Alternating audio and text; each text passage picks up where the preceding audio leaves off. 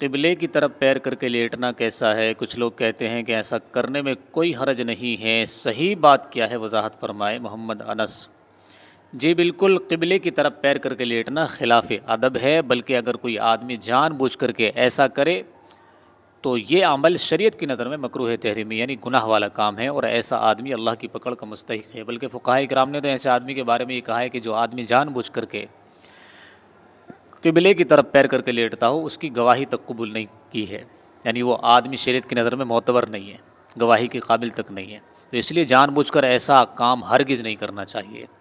اس میں جو ہے کعبے کی کہیں نہ کہیں توہین لازم آتی ہے، آپ اس کو ہلکا سمجھ رہے ہیں، اس کا ادب احترام کا تقاضا ہے، وہ اللہ کا گھر ہے، تو اس طرف پیر کر کے نہیں لیٹنا چاہیے۔ ہاں اگر کوئی عذر ہے یا آپ سے کہہ لیجئے بھول کر کے ایسا ہو گیا ہے تو اس میں کوئی حرج نہیں، کوئی گناہ والی بات نہیں ہے، لیکن جان بوجھ کر کے ایسا ہرگز بھی نہیں کرنا چاہیے۔ ہاں کچھ لوگ کہتے ہیں کہ اس میں کوئی حرج والی بات نہیں ہے، بہرحال یہ ان کا اپنا نظریہ، اپنا تقاضا ہے۔